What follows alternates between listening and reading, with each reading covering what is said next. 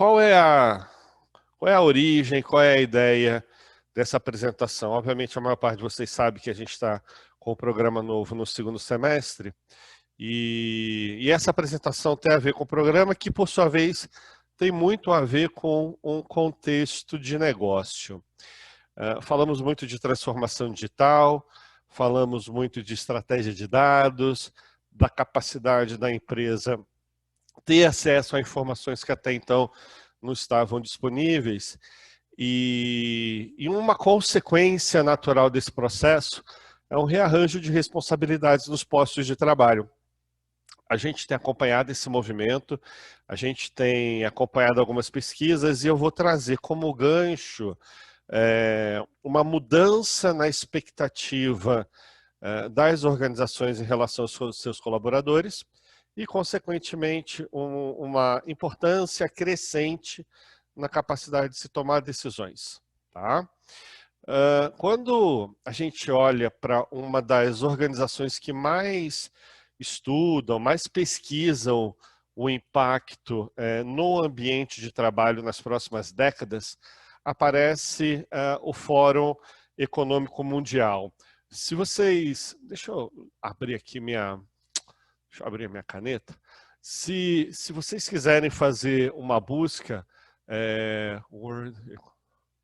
tem o World Economic Forum, tá? Essa sigla WEF, vai aparecer muita coisa, tem vários vídeos, e o que eles sinalizam é que o percentual de posições de trabalho, de postos de trabalho, que receberão algum grau de influência dessas novas soluções tecnológicas, de forma a serem automatizadas, isso tende a aumentar 80% de 2018 a 2025. A gente está bem no meio do caminho, então muitos de nós vivem esse processo.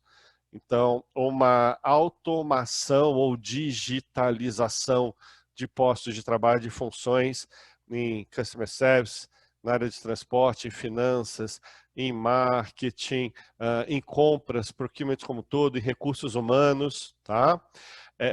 Atualmente, a estimativa do Fórum Econômico Mundial é que no mundo, de todos os postos de trabalho, 10% já estejam sendo afetados em diferentes graus, 10% já estejam sendo afetados por esse processo de digitalização.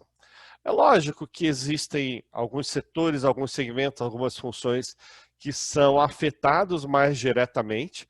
A gente pega funções administrativas, áreas de vendas e marketing, o ambiente de produção de uma forma bastante grande, principalmente a gente fala aquelas posições da pirâmide, né? Funções mais operacionais. Outro dia eu estava conversando, inclusive hoje de manhã eu estava conversando com um grupo de uma indústria de Porto Alegre, e a gente estava conversando sobre o impacto da digitalização nos processos de sequenciamento de produção. E é uma empresa que tem uma equipe e que provavelmente o headcount dessa equipe vai diminuir bastante no sequenciamento de produção, que é uma área que historicamente a gente associa, tem uma expertise, pessoas experientes, mas ao mesmo tempo as projeções são que posições de primeira liderança, coordenação, supervisão e principalmente posições gerenciais passem a ocupar um espaço maior. E o que elas têm em comum? Está associado à capacidade de tomar decisão. Só que tomar decisão, ela é a ponta de um iceberg. E a base desse iceberg, o que é? É a capacidade de identificar problema, é a capacidade de testar alternativas para resolver esse problema e, após a avaliação de alternativas, optar por uma delas, tomar a decisão e implementar. Então, esse processo de tomada de decisão normalmente é liderado, muitas vezes executado, por funções gerenciais. Então, em meio a essa transformação digital, em um reposicionamento da descrição de cargos, se por um lado uma série de funções tendem a desaparecer, e a verdade é essa, né, o headcount cair, por outro lado, funções gerenciais vão crescendo. Obrigado, Rodrigo. O Rodrigo é o meu assessor para assuntos de internet. Ele já botou aqui o link do Fórum Econômico Mundial. É muito bacana. Depois vocês vão lá e vão pesquisando, tá bom? Muito bem. Aí, o que vem, gente, desse processo? O número de postos de decisão vai crescer e existe um certo perfil de pessoas que são procuradas em todos os níveis. Em todos os níveis. E são pessoas que precisam lidar com situações do ambiente um pouco mais complexos, com uma taxa de inovação mais alta. Hoje, de 5 às 6 da tarde, eu vi uma palestra, num outro ambiente que eu gosto muito de conviver, foi uma palestra com conselheiros de administração, e falava-se do impacto da transformação digital junto àqueles que exercem função de conselheiro de administração. Falando assim, olha, essa história de ter um conselheiro que fica 2, 3 anos, renova o mandato, isso tende a mudar.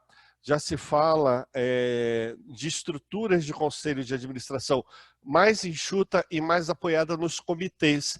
E nesses comitês passa a ter um índice de rotatividade um pouco mais alta, também como consequência dessa volatilidade do mercado e dessa alta taxa de inovação. E, obviamente, um ambiente altamente direcionado por dados. Então, a gente está falando aqui de ambientes complexos, intensivos em inovação e o como a gente chama data-driven, tá bom? Gente, quem que vai conviver com isso? Se a gente pensar bem, essas vagas aqui que exigem decisões estratégicas, elas funcionam bem para quem? Para aquelas pessoas acostumadas ou confortáveis em resolver problemas baseados em fatos e em dados. Ah, legal, mas todo mundo trabalha com fatos e dados, isso é um senso comum. Mas quando você pensa num ambiente em que os dados começam a ser trabalhados, ser processados num volume grande, numa variedade grande, numa frequência maior, começa a ganhar um pouquinho mais de importância um ferramental, um toolkit que permite que esse processo de tomada de decisão funcione de uma maneira um pouco mais organizada. Muito bem. Como é que isso funciona dentro das empresas? Tá? Empresas de diferentes setores da economia, diferentes portes, empresas nacionais, multinacionais, que estão crescendo, que estão mais maduras, elas basicamente convivem com o quê? Com diferentes tipos de problema. Problema não é problema de performance. Problema é uma situação, é um fenômeno que exige observação, entendimento e, eventualmente, uma tomada de decisão. E como que as pessoas, esses líderes, se posicionam? Se a gente quiser olhar isso para esse processo de uma forma mais estruturada, a gente vai buscar apoio numa área de conhecimento chamada Management Science. Opa, deixa eu voltar aqui. Chamada Management Science. Management Science, quando a gente traduz para o português, é ciência da gestão. Então, Management Science é uma área que coordena economia, engenharia, administração, matemática, uma visão humanística para estruturar o processo de definição e solução de problemas. Então, quando a gente identifica, quando a gente observa um fenômeno, e o que é um fenômeno? É um processo. É um processo de vendas, é um processo de distribuição, é um processo de marketing digital nas mídias sociais, é um processo de seleção de fornecedores, é um processo de gestão de feedback de profissionais, tem observação de processo. E tem algo que não está legal. Às vezes é um indicador que não está performando bem, às vezes o processo é percebido como não ideal através de reclamações. Então, o próximo passo é, olha, qual que é o meu problema? Eu consigo compreender o problema, a identificação do problema é uma tarefa. Uma vez que eu identifico o problema, eu preciso ter uma forma de resolvê-lo, uma forma estruturada. Essa forma estruturada tem uma série de benefícios, inclusive redução de conflito entre pares. Olha, se o mecanismo de resolução ele é claro, é transparente, as pessoas compreendem o que está sendo feito, reduz a resistência, reduz o conflito. E diante de possíveis soluções, a gente faz a escolha de uma delas, com uma análise que me permite identificar as oportunidades e no final das contas a gente vai lá e implementa. Aonde que fica o desafio? qual é o toolkit, qual é o ferramental que a gente utiliza para identificar o problema, avaliar, quantificar, priorizar, antes que se construa uma forma de resolvê-lo.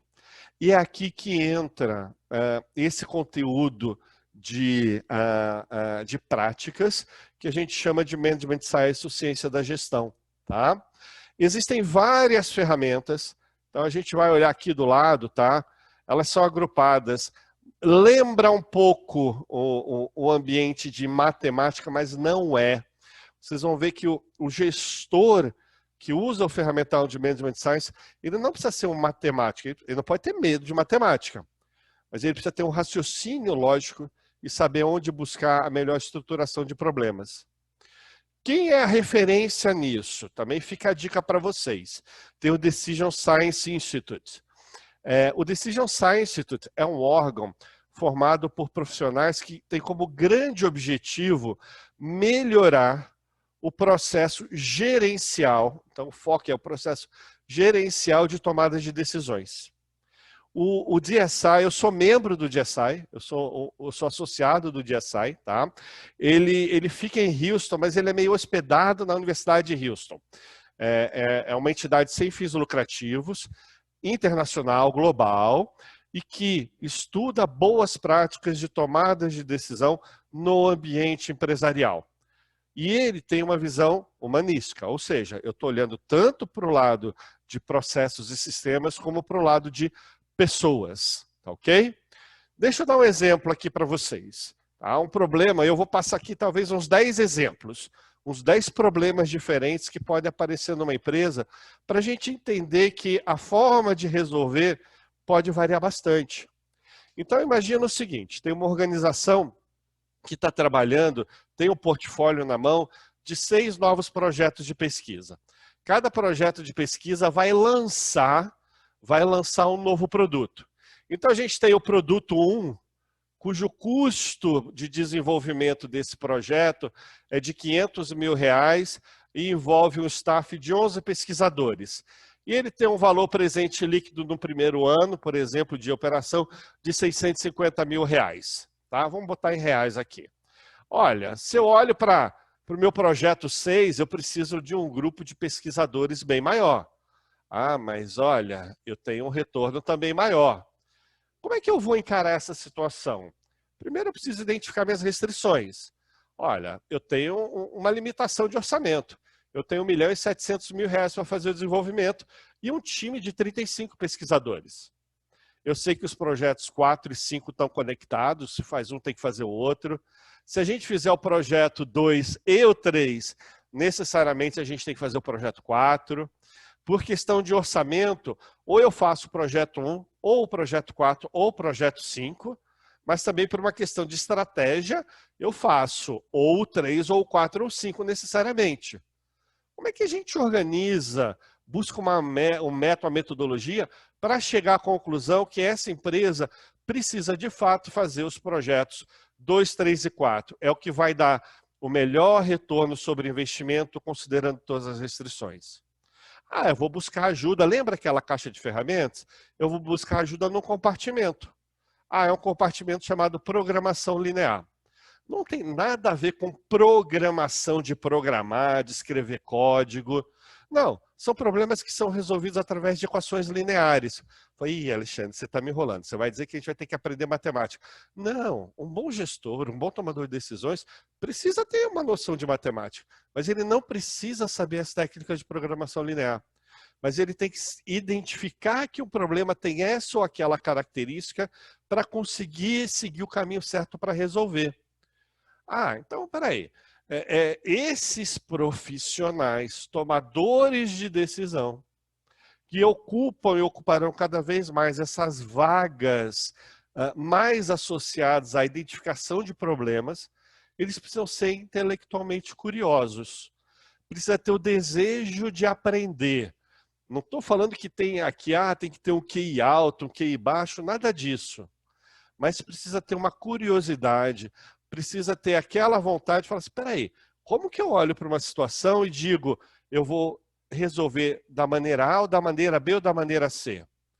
Vamos avançar mais um pouquinho? Quem é que organiza isso hoje? Esse conteúdo, esse ferramental de Management Science, ele está nas principais escolas do mundo. Então a gente tem em Harvard, em Cambridge, em Berkeley, na London Business, no MIT, que eu nem coloquei aqui. E aí a gente está estruturando e trazendo isso para o Brasil. A primeira turma começa no mês que vem já, né? Agora é agosto, viramos um mês. Inclusive, se vocês derem uma olhada no celular de vocês, a Mirella está mandando um zap para vocês, tá? Com um pouco de informação exatamente nesse momento. Muito bem. Voltando aqui, olha esse segundo problema, pessoal. Uma empresa, ela está pesquisando, foi para o mercado. Ela está buscando duas máquinas, tá? Ela está querendo falar, bom, e agora? Eu tenho o modelo A, eu tenho o modelo B, quais são as variáveis? Olha, o modelo A custa R$20.000, produz 9.000 unidades por mês e ela precisa de 40 horas por mês de manutenção. Esses são os dados do modelo A. Eu tenho uma outra máquina, modelo B, que está disponível no mercado, que ela é mais barata, R$10.000, só que ela produz menos e ela exige mais manutenção. Qual é a realidade dessa empresa? Essa empresa falou o seguinte, ó, eu posso gastar até R$100.000 montando o meu parque e eu tenho à disposição cerca de 400 horas mês para manutenção. Vem a pergunta, diante dessa situação, e olha que isso aqui é um probleminha simples, tá? Qual que é o melhor mix para aquisição?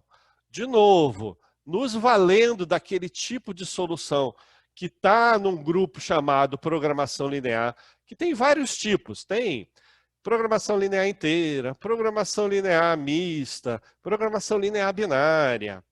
De novo, não tem nada a ver com programação, mas com formas de pensar e estruturar o problema. A gente vai chegar e falar assim, olha, se você comprar 2 unidades de A e 6 unidades de B, você resolve bem esse problema. Existe um ferramental importante, que é o Solver, que está no Excel, que pode fazer coisas super bacanas. A gente vai até falar um pouquinho de Solver no programa, tá? Então, para quem já sabe, quem já tem domínio é legal, mas não é o Solver que resolve, o que resolve é o raciocínio lógico do gestor, compreendendo as variáveis, considerando todas as variáveis simultaneamente. Olha uma outra situação. Eu saio de uma caixinha, né, lá da minha caixa de ferramentas, eu saio de um comportamento que é o de programação linear e eu vou para um outro compartimento. Então eu saio de onde tem martelo, eu vou para onde tem serrote. Esse outro compartimento me traz soluções do tipo sequenciamento e roteirização. Ah, você está falando isso porque você tem sequenciamento de produção e porque tem roteirização de entrega? Não, não. São problemas de ordenamento. Vamos dar um exemplo aqui? Imagina o seguinte, a gente quer programar a distribuição de um produto que vai sair de 4 CDs para 170 cidades, mas eu tenho uma restrição de capacidade de movimentação. Como é que eu atendo a demanda em cada uma dessas 170 cidades, respeitando a capacidade de expedição de cada um dos 4 CDs e respeitando o limite de veículos que eu tenho entre essas rotas? Ah, Alexandre, isso aqui é a lógica do DRP. Ah, um pouquinho, tem outras variáveis, mas esse é um típico problema de sequenciamento. Como a gente pode estar falando de sequenciamento de produção, atendimento de pedidos?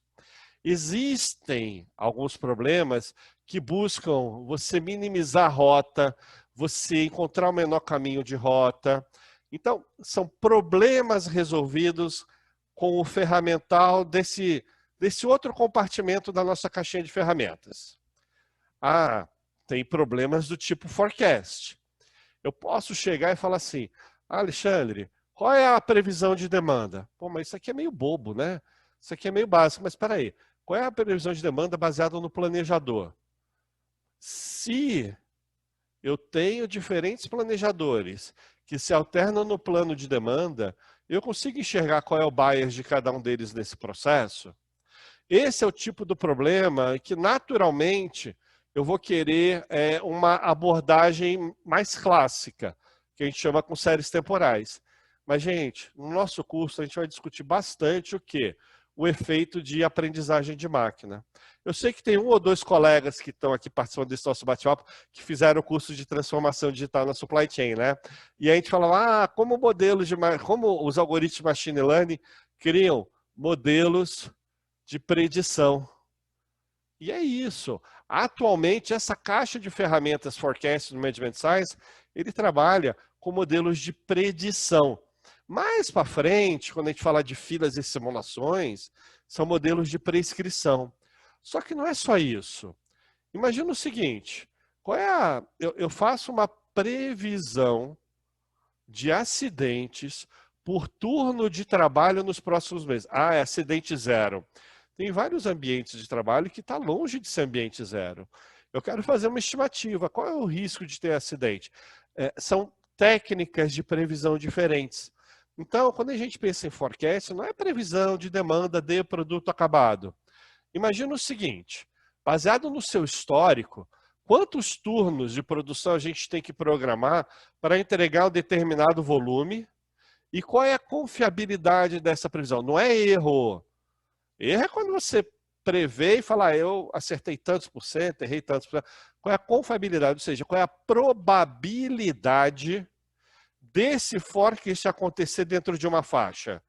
Ah, qual é o índice de confiança disso? Quais são as variáveis que mais influenciam a previsão e demanda? Eu consigo avaliar qual é a influência coordenada, combinada de diferentes variáveis no meu número de demanda? Então, são diferentes técnicas utilizadas para isso. Ah, tem um outro grupo em que a gente discute probabilidades e distribuições. Então, vamos pegar aqui um exemplo. Uma empresa bem grande registrou 40 acidentes de trabalho nas últimas 50 semanas. É uma empresa global, multi-site, esse é o resultado do mundo inteiro. Qual é a probabilidade de, numa semana qualquer, a gente ter um acidente? Ou de ter 2? Ou de ter 3, 4? Ou de ter mais do que 4? Baseado nesses dados, tá bom, você vai, aplica uma técnica lá dentro do grupo probabilidade de distribuição e vem a resposta. Baseado no seu comportamento e na característica desse tipo de processo, o que a gente tem aqui? Esse é um tipo de processo em que um evento não influencia o próximo. E cada evento não foi influenciado pelo anterior. São eventos independentes. Eventos independentes, você dá um tratamento para esse problema distinto. Por exemplo, um modelo com uma curva de Poisson. Gente, isso é tão simples. É uma aplicação muito básica do Excel. Mas eu preciso ser capaz de ler o problema, interpretar e associar algo que precisa ser respondido a um tipo de técnica. Então o que a gente tem desse cenário? Eu estou dizendo que numa semana qualquer tem realmente 36% de chance de ter um acidente. Isso significa que nessa empresa, globalmente falando, talvez ela tenha 80 fábricas, não sei quantos escritórios, pontos de venda, tem 36% de chance de, em algum lugar do mundo, ter um acidente na semana que vem. Isso é alto, isso é baixo, deve ter um contexto. Poxa, mas qual é a chance de eu ter 2 acidentes? 14%. Qual é a chance de eu ter mais do que 4 acidentes? É bem pequenininha, 0,1%. Eu vejo um problema, tenho uma pergunta, busco um tipo de solução. Aí tem uma outra que a gente chama problemas de amostragem e testagem. Olha esse caso aqui. No armazém, você tem 10 empilhadeiras antigas. Quem nunca, né? Então eu tenho 10 máquinas antigas operando, fico operando e vai quebrando. Uma deu pau, a outra quebrou. Chega no final de semana, tem a manutenção. Aí o pessoal entra, recupera tudo. Segunda-feira tem, sei lá, as 10 para operar. Tá? Mas o que acontece? O histórico mostrou que nas últimas 12 semanas eu tive 12 quebras. Pode ser a mesma empilhadeira que quebrou 12 vezes. Ou eu posso ter tipo uma quebra numa, outra na outra, outra na outra, outra na outra, e foi distribuindo. Mas olha, qual é o fato? O fato é que eu tenho um comportamento nesses equipamentos, que eu tenho uma quebra por semana em média. E mais, uma restrição. Eu preciso necessariamente ter sempre 8 empilhadeiras. Se eu começo a semana com 10, na quarta-feira uma quebrou, na quinta-feira outra quebrou, eu estou com 8, tudo bem. Se na sexta de manhã quebrou outra, eu fiquei com 7, eu já não vou cumprir o volume daquele dia. Então, o que eu quero? Eu quero saber o seguinte, qual é a probabilidade de pelo menos 8 empilhadeiras estarem em funcionamento toda semana. A gente vai lá, aplica algumas técnicas, que são coisas simples. Uma vez que você sabe, é relativamente rápida a resolução do problema. Eu chego e digo, ó, do jeito que está, você tem 93% de chance. Eu estou feliz ou eu estou triste? Eu vou ficar triste. Porque eu estou dizendo que tem 7% de chance de eu ter uma restrição física que me impede de cumprir as atividades daquele dia. Ou daquela semana, dependendo do tempo que eu ficar com 7 empilhadeiras ou menos. Eu tenho 93% de chance, mas eu tenho 7% de chance de ficar sem o número mínimo de empilhadeiras. Vamos ver um problema um pouquinho mais estruturado. Eu tenho uma fábrica que tem 100 detectores de fumaça. Está lá o detector com sprinkler e tudo mais. Isso custa, gente. É infraestrutura, entra lá na área de utilities, envolve o time de engenharia, envolve compras, né? Cada vez que um detector dá problema, para substituir, custa R$100. E ele tem uma vida útil estimada. O que é essa vida útil? Olha, no final do primeiro ano, o que eu espero? Eu espero que todo o meu parque de detectores esteja funcionando. Tudo bem. Mas olha, ao final do segundo ano, 80% só vai estar funcionando. Isso aqui é o quê? É a probabilidade do detector, do parque de detectores, estarem funcionando ao final de tantos anos de uso. Poxa, ao final do quarto ano de uso, só 10% vai estar funcionando. Então imagina que eu tenha colocado todos esses detectores, instalado todos agora. Daqui a 4 anos, no final do quarto ano, provavelmente eu vou ter 90 com defeito e eu vou ter 10 funcionando. Bom, consequentemente, eu preciso, junto com a instalação, planejar uma estratégia de quê? De substituição. Está contratado. Queimou um aqui, deu problema, parou de funcionar, a luzinha verde apagou, a luz vermelha apagou. Eu chamo alguém, vai lá e troca. Pô, mas R$100 é caro, né? Tá bom, a empresa quer mudar a estratégia. Ela vai falar o seguinte, eu quero substituir de uma vez só todas as 100 unidades, periodicamente. A cada 2 anos, ou a cada 3 anos, ou a cada 4 anos.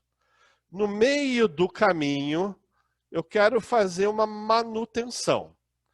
Então é o seguinte, já que eu vou trocar tudo de uma vez, nessa grande troca eu negociei com o fornecedor que vai me custar só R$50 cada substituição. Poxa, eu tenho uma economia, né? Ele sai de R$100 para 50. Só que além disso, vamos supor que eu vou substituir a cada 3 anos. No meio do caminho, com 1 ano e meio, alguém vem aqui e troca tudo que queimou. Porque com 1 ano e meio eu vou estar em alguma situação aqui, ó. Entre 20% e 60% dos meus detectores já queimaram. Então vai ter uma inspeção geral entre essas substituições. Só que essa vai trocar o preço tradicional, R$100. Como é que a gente organiza esse problema? E é um problema de amostragem e testagem. Como é que a gente organiza e define uma política de substituição desses detectores? E que fique mais barato do que é hoje. Aí você vai, aplica umas técnicas e tudo mais, ele vai responder o seguinte, olha, vamos substituir todos os detectores a cada 2 anos, os 100. De 2 em 2 anos troca tudo. Só que também a cada 2 anos, ou seja, no intervalo, 2 anos deslocado. Então, em 2021 a gente compra. Em 2023 eu vou trocar tudo. Depois de 2025 eu troco tudo. Só que também de 2 em 2 anos intercalado, ou seja, no ano que vem, eu venho e faço aquela manutenção. Poxa, qual é a probabilidade? No final do primeiro ano, 20 desses detectores devem estar com defeitos, né? A gente falou que 80% vai estar funcionando. Essa estratégia traz uma economia de 37% em relação à prática atual. Pô, gente, o que a gente está falando aqui? De problemas do dia a dia. Mas são problemas do dia a dia em que a gente não vai fazer uma estimativa baseada no feeling. Assume isso, assume aquilo. Tem técnica, tem ferramental para fazer esse tipo de situação, para lidar com esse tipo de situação. Vamos pegar um outro caso. Esse aqui eu montei baseado numa experiência que eu tive em início de carreira. No meu início de carreira eu trabalhava na fábrica e a gente envasava xarope. Só que era tanque de 12 toneladas, de 15 toneladas, né? Xarope Vic Vaporub, tá?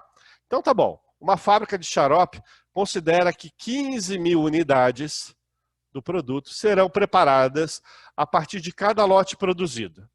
Isso daqui é o que está na estrutura de materiais, na fórmula CARD. Tá bom, o que o histórico mostra? O histórico está mostrando isso aqui. Os últimos 45 lotes produzidos envasaram, em média, 14.300 unidades. Poxa, é menos do que os 15 mil. Só que com desvio padrão de 2.000. O que eu estou falando? 14.300. 14.300 mais um desvio padrão, 16.300. 14.300 menos um desvio padrão, 12.300. Qual é a minha pergunta?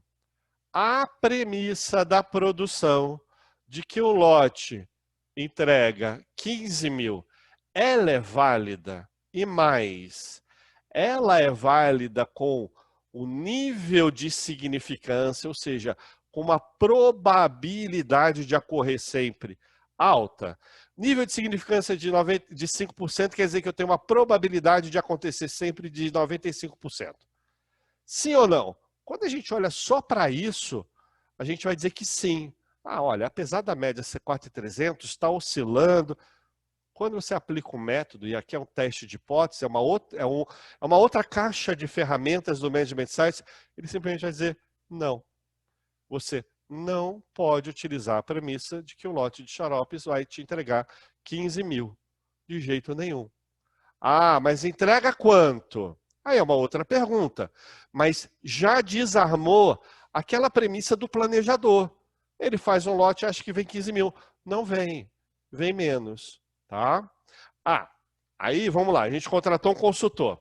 O consultor analisou o nosso Big Data, né? Ele pegou lá zilhões de linhas e ele falou o seguinte: eu fiz uma análise dos teus back orders, né? Daqueles pedidos que chegam e não encontram o estoque disponível naquele momento. Eu falei o seguinte: olha, quando o seu pedido entra em back order, ele fica parado por pelo menos 10 dias. Tá?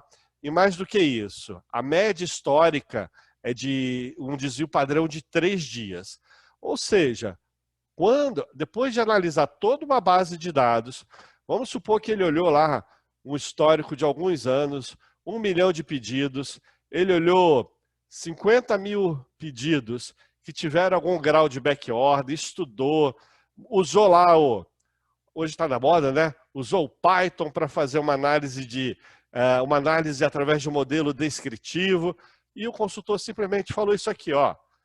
Um item seu que entra em backorder fica em média 10 dias parado com desvio padrão de 3 dias. Aí você vai falar assim, olha, peraí, deixa eu testar o que esse consultor fez, né? Eu contratei, o cara me deu esse relatório, estou desconfiado, vou ter que mostrar isso para o meu chefe. Vamos fazer o seguinte, vou fazer uma amostra aleatória. Eu peguei 40 pedidos que entraram em backorder, tá? Aleatoriamente, e ele indicou o seguinte, que o backorder desses 40 dias amostrados aleatoriamente foi de 11,05 dias. Esse resultado confirma o que o consultor falou, o diagnóstico consultor? Sim ou não? Olha, é uma coisa rápida, é uma maneira de eu lidar com o prestador de serviço. Ele vai dizer sim. A probabilidade da afirmação do consultor estar correta é extremamente alta. Você está vendo que aqui eu estou querendo fazer uma dupla checagem de uma informação que eu recebo? É um teste de uma hipótese? Levantou-se uma hipótese. O backorder fica parado 10 dias, com o padrão de 3. Eu quero testar isso.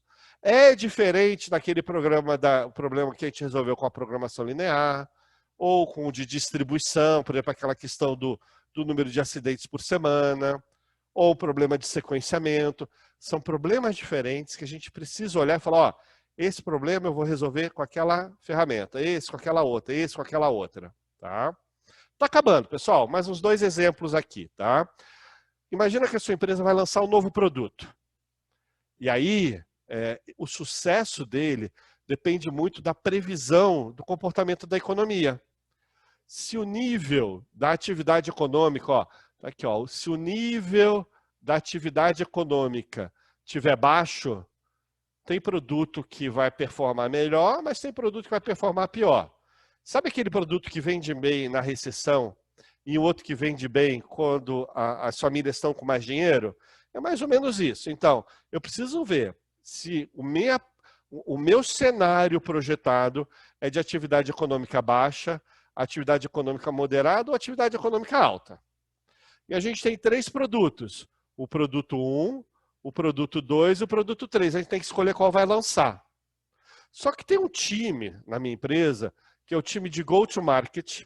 Então, esse time aqui de GTM, Go-to-Market, que é o que planeja a entrada no mercado. Ele falou o seguinte, ó, pessoal, se a gente lançar o produto 1 e a atividade econômica estiver baixa, a gente vai faturar 10 milhões de reais. 10 mil reais. Está em dólar. 10 mil dólares. Mas, se a atividade econômica estiver moderada, a gente fatura 15 mil dólares. Se ela estiver alta, aí a gente fatura bem, 30 mil dólares. Poxa, esse produto 1, ele tem uma melhor performance com atividade econômica com nível alto. Legal. E o produto 2? Ah, o produto 2 está aqui, ó. Ele dá o melhor resultado se a previsão da economia tiver o quê? Atividade econômica moderada. E o produto 3 é um produto para vender mais se tiver em recessão, por exemplo, uma atividade econômica bem baixa, ó, é onde ele mais fatura. Inclusive, se a gente lançar o produto 3, achando que o nível da atividade econômica vai estar baixo e tiver alta, olha o que acontece, vai me dar prejuízo. Rapaz, e agora, né? Como é que eu lido com essa situação? Olha, eu não tenho nenhuma outra informação, mas a gente pode contratar. Eu posso chegar e contratar uma empresa especialista em pesquisa de mercado. E aí eu falo assim, olha, eu vou tomar uma decisão baseada na informação que eu tenho, e aí a gente vai para o lado mais conservador possível, ou até quanto eu estou disposto a pagar por essa consultoria, porque essa informação extra vai me permitir uma decisão melhor. Olha, eu posso usar o cenário mais conservador de todos. Então, por exemplo, eu vou escolher o produto 1. Tá, minha decisão é o produto 1. Se eu tiver uma melhor precisão sobre o que vai acontecer com a economia, a minha decisão muda? Ah, tá bom, muda. Então, eu ganho alguma coisa com isso. Logo, quanto eu estou disposto a pagar? Existem modelos de análise de decisão que vai te responder o seguinte, ó, baseado nesse cenário, o risco que você mitiga com a informação da consultoria vai te dar no máximo 5 mil dólares a mais. Então não pague mais do que isso para a consultoria. Ah, é um problema de análise de decisão. Olha, nessa mesma linha, pessoal, uma transportadora precisa apresentar uma cotação. Ela vai apresentar uma cotação para um negócio de distribuição de jornais. Olha, eu tenho 3 cenários, né? O volume de venda de jornal físico vai aumentar, pouco provável, né? O volume de venda de jornal físico vai ter pouca oscilação, pelo menos no período do contrato, ou o volume de venda do jornal físico vai reduzir. Tá bom. Dependendo do cenário, eu vou colocar minha proposta em valores diferentes. Eu posso dizer que o valor movimentado, o valor entregue, eu vou cobrar pouquinho, porque eu sei que com o tempo o volume vai aumentar e eu ganho dinheiro lá na frente. Ou eu já vou cobrar um valor alto, porque eu sei que o volume comercializado vai diminuir com o tempo. Então já está alto lá na frente, quando eu estiver comercializando pouco, pelo menos tem um valor alto que me sustenta. Então eu tenho que tomar a decisão em cobrar pouco, cobrar um valor baixo, cobrar um valor médio ou cobrar um valor alto. A informação que a gente tem hoje é a seguinte, existe 40% de chance, existe 40% de chance do volume comercializado cair. Bom, então óbvio, se eu coloco o cenário de valor mais alto, que é o que tem como premissa volume reduzir, esse é o que eu mais ganho. Existe 30% de chance do volume ficar estável. Ah, tá aqui, ó. Onde eu mais ganho é no cenário de pouca oscilação. Mas existe 30% de chance do volume aumentar.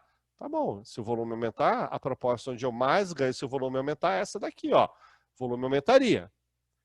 Baseado nisso, qual é a proposta que vai ser submetida? Qual é a proposta que eu mais ganho versus menos tenho chance de perder. Ah, então tá bom. Ele vai me dar uma técnica de análise de decisão e ele fala, olha, a proposta de valor mais baixo é a que vai te dar maior segurança.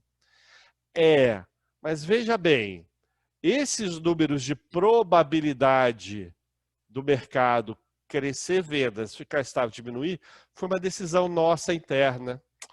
Eu queria contratar uma empresa especializada em comercialização de jornais para me dizer se vale a pena uma proposta diferente da proposta de valor mais baixo. Então o que eu vou fazer? Eu vou chegar, pedir para uma empresa, ela me deu um orçamento e ela falou, olha, eu faço o estudo para vocês. Eu cobro R$8.000 para fazer esse orçamento. Se essa informação for realmente útil, o quanto que eu posso pagar por ela para que compense?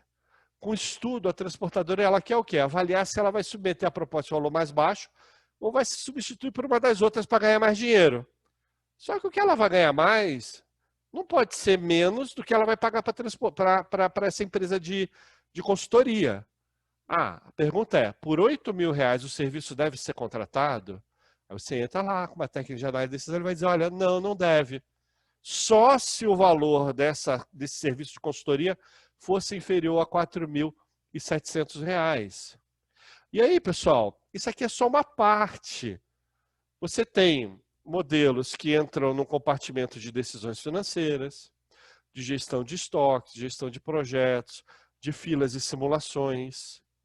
Esses são os compartimentos daquele toolbox, daquela caixa de ferramentas que a gente chama de Management Science. Esse toolbox daqui, que é, olha, eu tenho um problema, esse problema precisa ser tratado com algum modelo. Qual é o modelo? Eu vou associar o problema a uma das soluções que tem aqui dentro. Falo, bom, agora eu vou estruturar minha solução. Faço o teste de cenários, opto pela solução. Aqui eu tenho a tomada de decisão. Legal. Pô, Alexandre, entendi mais ou menos o contexto, como é que funciona. Então, quem quer entrar nesse mundo de se especializar em tomada de decisão, ser um solucionador de problemas, ser assertivo, não pode ter medo da matemática. Mas não ter medo da matemática não significa que tem que ser um matemático. E aí, gente, eu volto na missão do Decision Science Institute. O objetivo dele é usar conhecimento para melhorar o quê? O decision making, a tomada de decisão no ambiente gerencial. É para não especialistas. Provavelmente, as técnicas de Management Science para um matemático, para um estatístico, vai ser enfadonho. Porque você não entra necessariamente na matemática. Você entra em mecanismos que fazem a ponte para resolver quantitativamente problemas com a abordagem correta, mas a partir do viés do gestor. Então quando a gente pensa em Management Science, não existe o estudo matemático das soluções. Não é aqui que a gente foca. Aonde que a gente vai focar? Nessa interface. A gente vai focar nisso aqui. Qual é o problema? Como eu interpreto o problema? Como que eu enxergo no problema parâmetros que me permitem saber qual é o caminho de solução? E aqui, uma interface que me permite solucionar. É como se a gente buscasse atalhos entre o mundo da lógica, dos modelos quantitativos e o mundo da administração. E aí o que acaba vindo como benefícios desse processo? Primeiro, a gente tem uma grande redução de conflitos, porque as decisões passam a ser mais racionais. Existe um porquê daquele processo decisório. E quando um entende o que o outro fez, ou trabalha em conjunto, a quantidade de conflitos cai. Segundo, você tem um maior conforto nas decisões que envolvem riscos ou incertezas. Quando a gente está falando de modelos de distribuição, amostragem, testagem, é um conjunto de incertezas muito grande. O que a gente faz, a gente organiza, modela, coloca um raciocínio lógico no tratamento da incerteza, dá visibilidade e facilita decisões colegiadas. Imagina um ambiente de S&OP que é naturalmente um ambiente de tomada de decisão colegiada diante de riscos e incertezas. Você passa a ter um pouco mais de conforto. Melhora no trabalho em equipe, por quê? Diferentes pessoas e até diferentes áreas conhecem o processo de tomada de decisão. Tem um pouco a ver com o primeiro item, né? Que é a resolução de conflito, porque o processo é racional. O processo é racional e é transparente. Tá? E para encerrar, a gente acaba levando a um maior alinhamento organizacional. Por quê? A técnica, ela não começa na escolha do modelo, ela começa na interpretação do problema. Qual é o problema? Frequentemente as discussões, elas giram em torno da diferente interpretação de qual é o problema envolvido. Ah, não, então a gente vai ter um mecanismo que vai nos ajudar a entender como resolver isso. E aí, pessoal, fechando, e aí falando um pouco do programa, esse pós-MBA em decisões estratégicas, a gente é o primeiro formato aqui no Brasil. Como eu disse, é muito comum no exterior, tal qual não tem outro. É uma iniciativa nova, igual foi o nosso pós-MBA em Digital em 2018. A gente está indo agora para a 12ª turma no segundo semestre. É a turma 1. O mercado aceitou super bem. A turma está confirmada, a gente já está com quase 30 inscritos. Começa no dia 5 de agosto. Tá? Então, para quem tem interesse, e esse é realmente um programa para diferentes áreas. A gente coloca aqui, ó, supply chain, logística e transporte. Foquei um pouquinho mais aqui, porque eu sei que vocês têm esse viés, eu dei uma olhada no público, mas também a gente pode pegar a parte de compras, vendas, marketing, finança, legal, RH, diferentes áreas, tá? Então, quem quiser saber mais, vocês receberam a mensagem aí da Mirella, tem um desconto super bacana para quem quiser. São aulas às quintas-feiras à noite nesse horário. Vai de 8 até as 10h30 da noite. São 14 encontros entre agosto e novembro, tá bom? Bom, pessoal, se vocês quiserem acessar mais informações sobre o curso, tem esse QR Code. Além disso, tem aqui o QR Code do meu perfil no LinkedIn. Fica à vontade para me mandar uma mensagem, para conectar, tá bom?